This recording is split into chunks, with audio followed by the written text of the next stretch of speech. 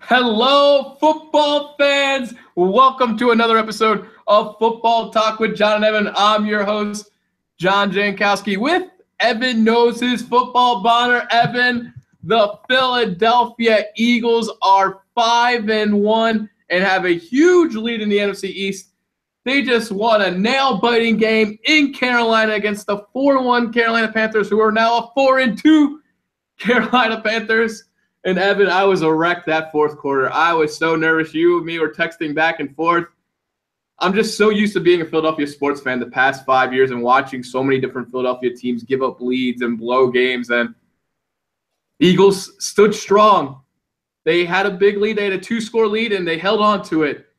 And I sigh of relief after that incomplete pass on 4th and 1 by Cam Newton trying to get to McCaffrey, who had double-digit catches this game. Whew, I feel great now. I wasn't feeling great in the fourth quarter. I was super nervous, but man, feels great to be 5-1. Feels good to get a win, John, doesn't it? You know, this team improves to 5-1, and they're looking pretty good right now moving forward. Going now, they have pretty much a week, and they're moving forward, and we'll play again on Monday night versus the Washington Redskins, another great divisional matchup. But this game was good. It was a slobber-knock physical game. I thought both defenses were opportunistic and made plays when they needed to make plays. The one thing I'm a little worried about is Jordan Hicks. Because we know Lane Johnson most likely will be back in time for the Washington Redskins game unless the concussion is much worse than we think it is right now. But considering that the Eagles have, Friday, Saturday, Sunday, and then the entire week, and then including next Sunday, he should be back. But the Jordan Hicks injury, we haven't heard any more details besides he wouldn't be coming back after halftime with an ankle injury. So hopefully he'll be good to go because this team really needs to be at full strength next Monday night. So we're going to go with 7 reasons why the Philadelphia Eagles defeated the Carolina Panthers, and you got to start with the quarterback. Carson Wentz, man, he balled out tonight. I think the real drive of the game for Carson Wentz was huge 3rd down completion to lead that second touchdown drive, and then the very next play finds Alshon Jeffrey deep. And then, of course, he finds Nelson Aguilar, who just beat the linebackers so bad. Why is the linebacker covering Nelson Aguilar in the slot? Nelson Aguilar with a great juke move and just caught the ball, and no one was going to catch him. I mean, Carson Wentz is so good on 3rd down this year. I mean, the blitz was getting to him. I mean, linebackers were blitzing. I mean, he had the field of blitz. He had to step up in the pocket. Lane Johnson not being there was a horrible loss for the Eagles this game. And Vitae, I mean, he was doing his best, but the running backs weren't helping Wentz either. They weren't really doing that good of a job of picking up the blitz. Wentz was a fighter out there tonight. I mean, he was fighting for yards. He was taking on safeties and linebackers running the ball. I mean, Carson Wentz, no interceptions, 3 touchdowns, made some huge 3rd down throws. I mean, he missed some throws, but I mean, like we said last episode, you're not going to make every throw, but I'm so happy Carson Wentz is the Philadelphia Eagles quarterback. Well, I am too, John, but I'm actually a little disappointed by the last 3rd down that the Eagles had that could have iced the game. Tony Romo called it perfectly. Quick slants, throw the ball to your best receiver in space. I was looking at the top of the screen the whole way. And Alshon Jeffrey, there was off coverage. He had slants going over. The middle was wide open. And instead, Carson Wentz kind of jammed the ball into Zach Ertz. Luckily, this week he didn't come back to bite them. And hopefully Tony's right, because right after that play, Tony Romo said that Carson is a young quarterback and he'll learn from it and he'll be better moving forward. I just hope that's the case because that was definitely a misread. In my mind, what was really concerning to me, John, was on those linebackers and corner blitzes where they were overloading an edge. It really took them into the fourth quarter for them to really identify those blitzes and shift the defensive line out in that direction. Usually a tackle will kick out and everyone kind of shifts down on those overload blitzes around the perimeter that Carolina was doing, and the Eagles didn't really make any adjustments really into the fourth quarter. I thought that was huge. But ultimately, John, what I think the story of this game was, the Eagles being an elite defense. There were a number of opportunities in the second half for the Eagles to fold, and Carolina scores 10 first half points, 13 in the second half. The Eagles, for the most part, stay consistent, and they really shut the door on the Carolina Panthers. There's just no question about it. Carson, yes, Cam Newton threw 3 interceptions tonight. Probably should have had 4. I thought, the Rodney McLeod pick and the Jalen Mills absolutely did hook him. But I thought that for the most part, Cam probably should have thrown 4 picks. And but the last 2 weeks, as we talked about on Monday or Tuesday, John, he was rolling in hot. 131 quarterback rating, 140 quarterback rating, respectively, in the last 2 weeks. And this week he didn't play as well, and that has a lot to do with the Philadelphia Eagles defense. Now, one thing I thought was very interesting, John, is down the stretch, Derek Barnett continued to stay in, not Vinny Curry, and he was the guy who he was the one who was in those late game situations, and he had a bad roughing the passer penalty. I was talking to my dad about this actually when that happened, and I genuinely believe that he and Brendan Graham just didn't hear the whistle. And that was a bad call. I mean, I don't know how you call that. I don't think that was a bad call because if you don't make that call, John, you're setting a precedent for any defensive lineman to hit a quarterback when a play's done like that and then claiming they didn't hear a whistle. But it wasn't a bad hit. That's the thing. It wasn't like Newton got hit really hard. It was high, and Cam Newton had clearly given himself up. So it was the correct call. But I thought it was just a lot of weird extenuating circumstances, and I was upset at Derek and Brandon. He was in there too. But then, Derek kind of comes up a couple plays later, makes a huge sack. It's his first sack of the year in a huge situation. So I'm just happy that this team kind of stepped up and made plays when they needed to make them. John, one thing that stuck out in my mind is just how average, again, Christian McCaffrey is. I mean, for somebody, I know he scored a touchdown. He had over 10 receptions. But, let's look at this the way – he's not your typical running back. He's not going to grind out 100 yards up the middle. Well, I don't really care about that, John. This is what I'm saying. If you're going to be a top 8 pick and you're going to be a running back, you really need to be able to get the ball in space and make people miss. You need to have multiple hats or helmets get on you in order to bring you down. I mean, how many times did Brian Westbrook, who was a 3rd-round pick, or, whomever, I'm a little tired, I'm a little burned out, but I'm sure there are plenty of examples of guys who are either using physicality or elite quickness do not get tackled in space in one-on-one situations.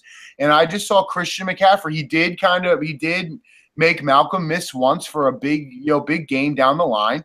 But the vast majority of his touches, he was able to be brought down one-on-one in space easily. And, Carolina was working so hard to scheme him into these one-on-one opportunities in space, and he just wasn't able to make people miss. Now, the one touchdown he scored was on Najee Good, a backup linebacker. It was a quick rub route.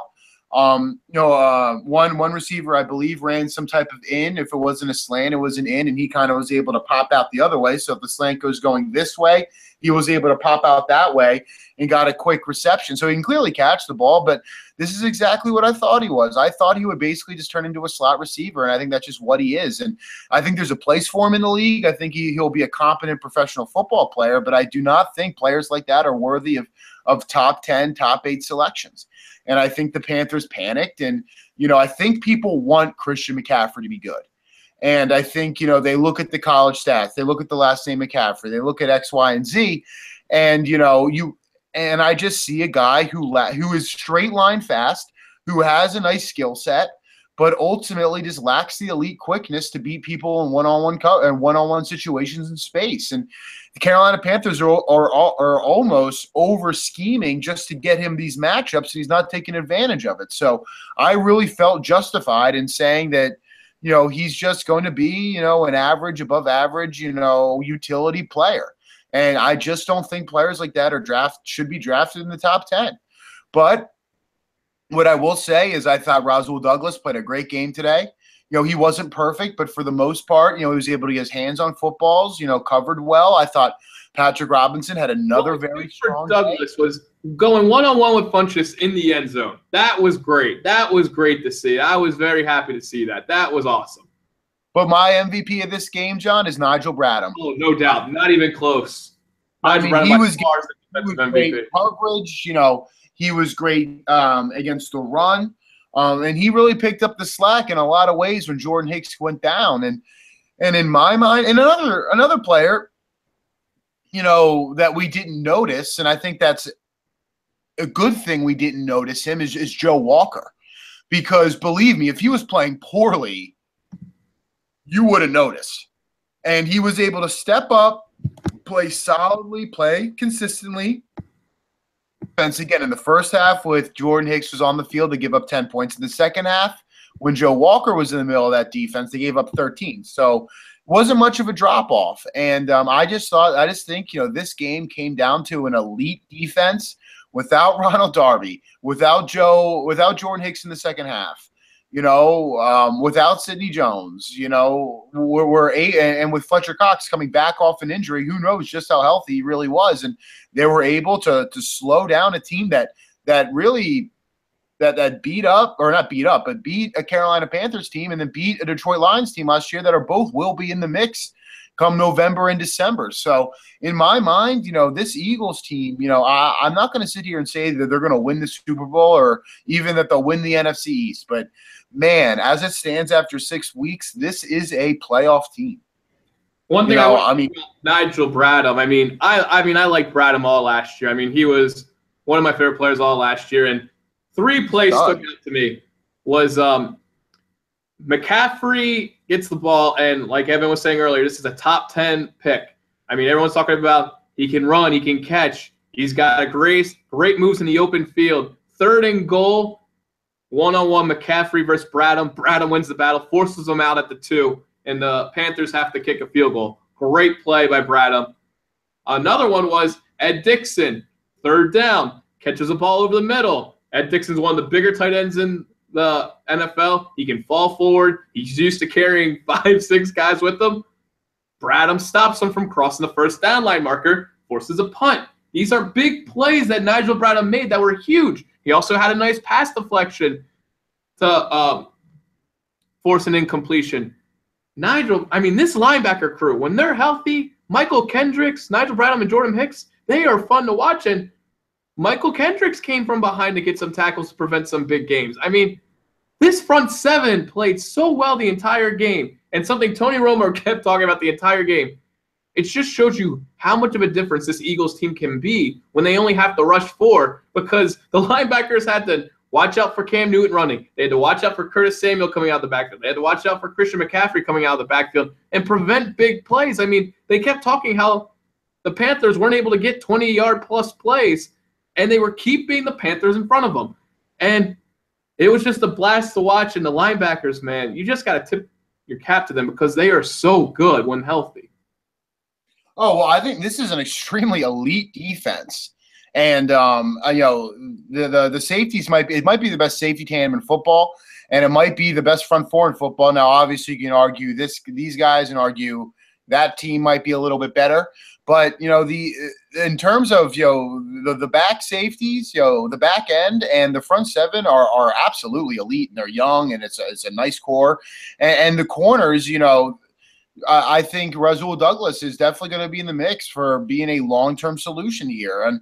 And I think Sidney Jones should be, and Ronald Darby should be. So you have this mix of talent that really can compete, and you can really do a lot with this defense. And I think for as great as Zach Ertz was, and I'm wearing a Zach Ertz jersey now, for Nelson Aguilar's, not being able to take advantage of a mismatch, Shaq Thompson ends up on him. I don't know how you line up a linebacker on him and then stay in man coverage. I just don't understand why when he originally went out there, I was thinking, it's got to be some type of zone, but they really matched up and played one-on-one. I don't know if the Carolina Panthers were caught in a base defense and the Eagles were, in a sub package with 3 receivers on the field or not, but it just was poor. It was poor defense by, the Carolina Panthers defensive coaches by allowing that situation to happen. But ultimately, this game didn't come down to Carson Wentz. It didn't come down to Alshon Jeffrey. It didn't come down to, losing Lane Johnson. All those were big moments. It didn't come down to LeGarrette Blount. Sure, they were all big parts of the game that we can talk about over and over and over again. I'm sure that we will. But this game came down to the Eagles defense stepping up and making huge plays and turning the Carolina Panthers back, not once but twice, both in late game situations. When Jalen Mills initially made that interception, I remember texting John saying, "Can you calm down now?" Because he was all upset. And then, they still have a timeout. There's still the 2-minute warning. The Eagles get stopped. You only hold the ball for about a minute and a half. Carolina gets the ball again, and the Eagles stop them again. And that just goes to show, You got to do it how you always say it to me. They stop them again. You got to do it. That's your favorite. That's a Merrill Reese call. That was. You love saying it, though. That gives you such chills down your spine. Well, that was against Emmitt Smith in the early 90s. I forget exactly what year, but it was before our time. But that is a famous Merrill Reese call. And they stop him again! See, there you go. Look at that smile. Oh, my gosh. This is 5-1 smiles right here, folks. You hear that a lot. When I'm sure when we go back and we listen to like a Merrill Reese highlight tape, that might be number one. But yeah, they were able to get big stops, back-to-back plays. I was surprised on that last 4th and 1, John, that they didn't do a quarterback draw with Cam Newton. I know. Cam Newton was having success running the whole night. He's bigger than majority of the defense. And but let's talk about I think that was a little bit of a case of Ron Rivera and that coaching staff kind of out scheming themselves. But, ultimately, the Eagles made the plays offensively that they needed to make to win the game. And you can't say enough about that. You really – And next guy, we're going to talk about another reason the Eagles won this game. Zach Ertz. Evan, this morning when I tagged you in the Facebook post just promoting our preview video that we did a couple days ago, I said Zach Ertz was going to have a big game. When I was looking at Carolina Panthers tape earlier this week, I kept noticing – that the Panthers just kept leaving the middle of the field wide open. That's where other teams have been hurting the Panthers this year. And I kept thinking, this is going to be a big Ertz game. And Ertz didn't have the biggest game, but Ertz got 2 touchdowns, and those are huge. And Ertz now he's been so good this year. He's now making teams put a safety on him, put a corner on him. And Ertz is beating him. Ertz, it's so great to have him as a red zone threat because – when we were doing all these preseason shows Evan and I were doing earlier this year, I kept saying, I just want someone in the red zone the Eagles can go to. And Eagles got Alshon Jeffrey. I mean, Ertz has really stepped up this year. And it's just so nice to finally see a red zone threat you can constantly go to, game in, game out. Oh, yeah. Well, Zach's played great all year. I'm still not a full believer in Zach Ertz just from a health perspective. I kick myself every time he makes a play because he was right there in fantasy in each of the 3 teams I drafted. And 2 out of the 3 times I took Martellus Bennett over him, and I have been kicking myself. Yeah, you know what? I just thought that Martellus Bennett coming from the Patriots over to the Green Bay Packers, that he would play very well with Aaron Rodgers. But my brother actually made a good point to me after the fact saying, how many tight ends have really gone off in that Aaron Rodgers, Mike McCarthy system? So it just doesn't seem to work out that way. And it hasn't yet for Green Bay. But, so every time I see Zach Ertz, I think of Martellus Bennett. And now it's gotten to the point where I've benched Martellus Bennett and I'm starting Evan Ingram from the New York Giants this week. So, in my mind, this is just a balanced group that everybody can kind of make a play. I don't think Torrey Smith caught a ball tonight, did he, John? Got one in the beginning. He got the first ball of the game. He got a ball. Good for him. But, yeah, he didn't do much else. But, he does stretch the field. There's all those things we talked about before. But, I just saw a group that's balanced, that was opportunistic, and 2 of those touchdowns the Eagles scored were on short yardage situations that the defense forced. So the defense was really – Nigel Bradham was my literal MVP if I have to pick one player, but the collective, the Eagles defense really won this game. And it harkens back, to memories of Jim Johnson and Andy Reid. And in my mind, when the Eagles were the Eagles, that's in my mind, that 2000 through 2004 teams that I really think of the Andy Reid era and Jim Johnson and Donovan McNabb and Deuce Staley and all those guys. Brian Westbrook a little bit later in that group, they won games defensively and they're opportunistic offensively. And I'm not saying that that's exactly what they're doing and it's exactly what they're going to be, but man, they've got an elite defensive coordinator, Jim Schwartz, like a la Jim Johnson, that type of thing, an elite big name defensive coordinator, and, a lot of talent, a lot of speed. They clearly don't have the corners that Troy Vincent, Bobby Taylor, Lito Shepherd, Sheldon Brown, Al Harris, Roderick Hood, not that same group, but, man, top to bottom, this is a team that defensively that can match up with anybody. And as long as this, and the thing John is talking about, when they stay healthy, this line, well, they weren't healthy in the second half and they were still making plays. So, this is an Eagles defense that's still keeping teams out of the end zone when major players are down. And, that has a lot to say about the scheme and the way that they're built and the depth that they have. Starting out 5-1, I thought, again, the Eagles were going to win 11 for me to stick by it now. But, I certainly didn't think this was going to happen starting off 5-1. And their only loss is by one possession to the best team in football, the Kansas City Chiefs in week 2. Man, I was talking about 11 wins. Now we're starting to get into the range of 12, 13 wins. I don't know if I believe that's going to happen, but man, it's if they win next week and they do start off 6-1, which again, I don't know if that's going to happen, but they'll be the Vegas favorites for sure. If they start off 6-1, then we're talking about, a 12-win team, 13-win team. And that to me is absurd to really think about, because, going into this year, I was arguing with people talking about, they weren't ready. They weren't this, they weren't that. And what was I kept saying? The talent on this team is clearly an 11-win team. And, I stand by that. Even if they lose every game, lose their next 10 games and they finish 5-11, the talent on this team just cannot be ignored. And now people are listening. And, I hope moving forward, they continue to stay balanced. They continue to stay patient, and they continue to win games defensively, because that's what I grew up with. And that's where I really think what Eagles football is. You go back to Buddy Ryan, that's how they were successful. They didn't have a lot of playoff success, but they were a great defense and an opportunistic offense. And you move forward to Andy Reid the next time that they were, a very good team, and, who did have playoff success, where they were an elite defense with an opportunistic offense. And now you look forward to, today's, version of the Philadelphia Eagles. And what are they? They're a great defense and an opportunistic, balanced offense. And I'm very excited to see what will happen, next Monday night, when the Eagles host the Washington Redskins. One player that returned this week was Fletcher Cox. Hasn't been playing the last couple of weeks. But the one thing, Eagles momentum. Because the one thing we noticed with Fletcher Cox was, and that forced Newton to throw that early to Rasul Douglas and first touchdown of the game. And just the whole night, was putting pressure onto forcing him to make early wide receivers.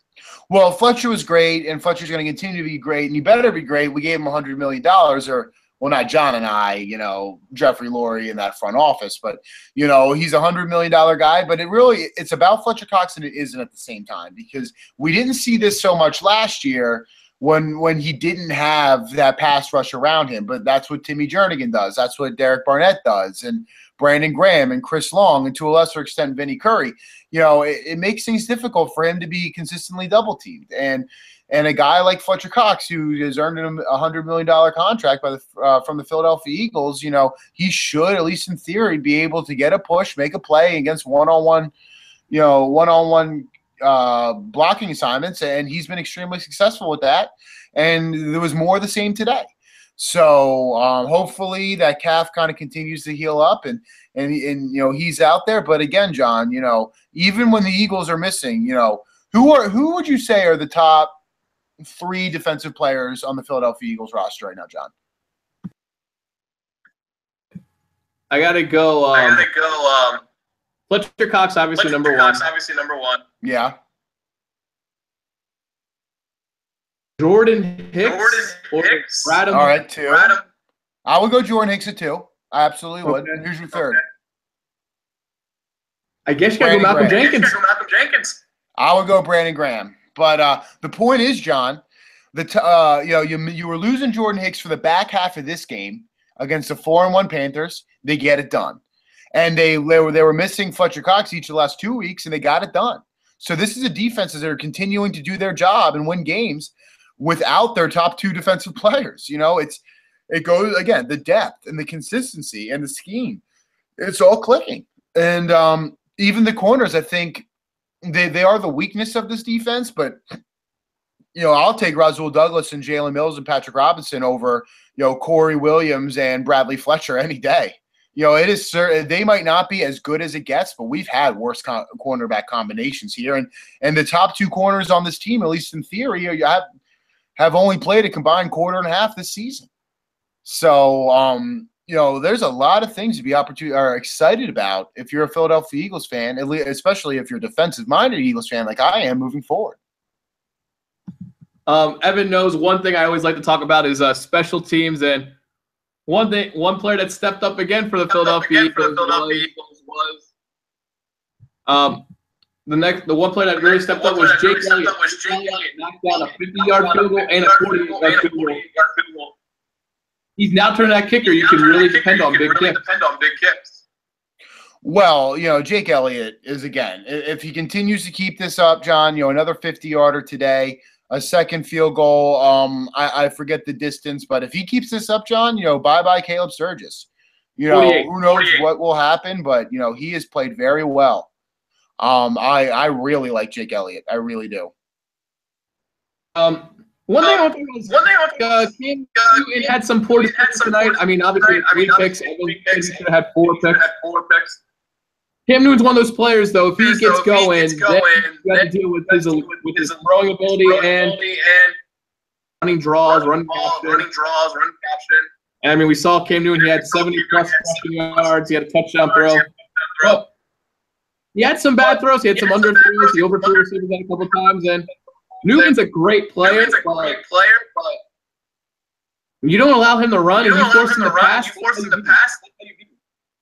Well, I mean, I think he can beat you multiple ways, and it just came down to he wasn't able to set his feet, moving, while during crunch time, the Eagles were getting pressure up the middle. And I think the coverage was there, the play calling was there, in terms of the defensive schemes. And in particular, on the last 4th and 1, they were running those quick slants trying to pick up that 4th down. And there was just nowhere to get the ball to. And in my mind, again, it's just the defense. I mean, I sound like a broken record, John, but, in the end, this is a young, talented defense that's clicking from the defensive coordinator right down to the last player on that defense at the right time. So I am extremely excited again to see what happens with this defense moving forward. Let's talk about my Eagles winning this game. Was Jim Schwartz. Another great defensive guy. I mean, like we were saying earlier, it's not the best corners crew. And you're going against good punches and Kelvin Benjamin. And the Eagles hold their own. I mean, Patrick Robinson with a pick, Mills with a pick, and Rasul Douglas all had a pick. I mean, did they have bad passing? Yeah. Did they get beat a couple times? Yes, they did. But these aren't elite. These are corners we had no faith going into the season. And Jim Schwartz has figured out a way with zoning and showing blitz and backing off to really help them play to the best of their ability. Oh, yeah, John. I mean, we talked about this after the San Diego or the LA Chargers game. In my mind, these corners do enough. They contain enough to give you a chance to win football games, and that's all we can ask. Again, you'll harken back to the days of Corey Williams and Bradley Fletcher. I mean, we have certainly had corners here that have just flat out lost us games. Leotis McKelvin and rookie Jalen Mills. This is a group that is, getting it done when they need to get it done. And there are guys, lying in the wait in Ronald Darby and Sidney Jones who potentially, can take this cornerback group to the next level moving forward. So it's very exciting to see what will happen moving forward for the Philadelphia Eagles. And I have a couple reasons why they won the game, but we're definitely going to keep an eye on. Hopefully Smallwood can come back, because one thing that I like about Smallwood is he's a much better with the blitz than the other running back. Well, that's very important, John. I think that's something that Deuce Staley absolutely prioritizes, and it's something that Deuce Staley was very good at himself and Brian Westbrook, and that's what made them, not just effective runners, but really 3 down backs, is their ability to pick up blitzes. I think LaShawn McCoy got good at that during his tenure here as well, and LeGarrette Blount kind of whiffed on a few. I didn't see Corey Clement, one way or the other how he did tonight, but I think that was a big reason why he made the team in the preseason, his ability to pick up the blitz. So, that's extremely important. And I think it's something that is often overlooked. Teams don't talk about it a whole lot, but it's just sometimes you need to be able to stare down the barrel of a 12 gauge, a linebacker blitzing right at you, knowing you're a smaller running back and just stepping up and taking that punishment and allowing your quarterback to get the ball off. So, very important. We're going to talk more. We're going to talk about this victory that Eagles had over the Panthers tonight. Going for 2. Why did they go for 2 after the second touchdown? I didn't really understand that. I know there was a penalty and it made the 2-point conversion from the 2-yard line to 1 point game. So I mean, but I didn't like taking points off the board, but it worked. Well, John, that's the difference between you and me. You want to be conservative. I love the aggressive play call. You tell me that these professional athletes can't pick up 1 yard. I think that was the thought process. It was an RPO, run pass option. Tony Romo explained it very well throughout the course of the game. I'm sure there was, a run play that was sent in and a pass play that was sent in. It was Carson Wentz's job to look at the defensive front, make a decision whether they're going to run or they're going to pass. Hence the run pass option, the RPO, and he read the defensive front, kind of counted numbers and decided there were more blockers than there were defense guys ready to tackle and make plays, and went ahead with the run play, and LeGarrette Blount was able to punch it through. So, I'm certainly not upset about it. In my mind, you're either coaching to win or you're coaching not to lose, and I think Doug Peterson, say what you want about him, he coaches to win. He certainly isn't afraid to be blamed for a loss, and you can tell that by the way he goes forward to 4th down, and how sometimes he'll take points off the board to get a little bit more. And tonight it worked. Other days it won't, and when it doesn't, I'm sure John will pan him. But as a coach, you can tell you got to make a decision, and you got to live by that decision. I've lived that and I've experienced that, for 8 years coaching sports. And, if you can't trust your own judgment, you don't deserve to sit in the captain's chair. And one thing that I can tell you right now is that Doug Peterson deserves to be in that captain's chair. He trusts his own judgment, and he learns from his mistakes, and he's coaching to win. And I'm proud that he's the coach of our team, to be quite honest with you. One final Philadelphia won this game today, 23% of you joining late. 5-1 on the year. Top NFC East. It was very nice to see Matt Collins get some more catches and seeing Marcus Johnson get involved. I mean, it's just another element of weapons. Because Matt Collins was a player we all fell in love with in the preseason. He's a big body. He's athletic. He's fast, and just seeing him get involved more with the team is just exciting, because there's just so many ways this Eagles team can beat you, and there's so many different offensive weapons Wentz has to choose from. Well, one thing, John, that I would be a little worried about moving forward is, is Matt Collins going to play well enough for the team to justify not re-signing Alshon Jeffrey or stuff? Because I think Alshon Jeffrey is the key to this. I think he's been the MVP of the season, regardless of stats. I just think, having a guy who's a proven number 1 receiver who takes that top corner away, who shades coverage his way, it opens things up for Zach Ertz. It opens things up for Nelson Aguilar. It opens things up for the run game. We haven't had a real number 1 receiver since probably Terrell Owens. You could argue Deshaun Jackson had 1 year here where he was a real number 1. You could argue Jeremy Maclin has 1 year here where he was a real number 1. But, Alshon Jeffrey dictates coverage. And on Tuesday, on Wednesday, on Thursday, teams are scheming to stop Alshon Jeffrey, and to a lesser extent, Torrey Smith. And next thing you know, Zach Ertz becomes his second thought. LeGarrette Blount becomes his second thought. That type of balance, you really can't do much about that because you can beat teams in so many different ways, and whatever you scheme, again, as a coach, I can tell you, no matter what, and I know it's lacrosse and doesn't necessarily directly translate to football, but I'm a defensive coordinator, and what I can tell you for sure is whenever you scheme there's no such thing as a perfect defense. Whenever you scheme to stop one thing, you will inherently become vulnerable somewhere else.